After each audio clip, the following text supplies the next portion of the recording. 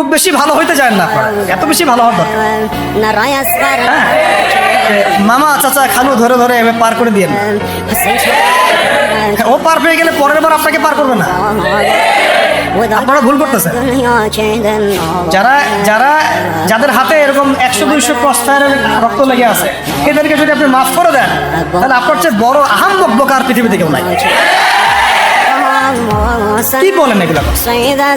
ইসলামের বিধান হচ্ছে একজন মানুষকে যদি কেউ হত্যা করে অন্যায় ভাবে, তাকেও শাস্তির আওতায় এনে মৃত্যুদণ্ড কার্যকর করতে হবে। আর যাদের হাতে এরকম 10টা 20টা 30টা করে ক্রস ফায়ারের রক্ত লেগে আছে, আপনি ওদেরকে মাফ করে দিবেন? এত বেশি ভালো হইতে ইসলাম শিখায়নি তো আমাদের। খালি 2 রাকাত নামাজ পড়ে আল্লাহকে বলেন, আল্লাহ না বুঝে না জেনে শয়তানের প্ররোচনায় পড়ে আল্লাহ জীবনে ভুল করেছেন, আল্লাহ ওয়াদা করছে আজকের পর থেকে কখনোই পাপে লিপ্ত হব না। পড়বেন আস্তাগফিরুল্লাহাল্লাযী লা ইলাহা ইল্লা হুয়াল হাইয়ুল কাইয়্যুম ওয়া আতুবু ইলাইহি মুসাইয়্যিদুল ইস্তিগফার।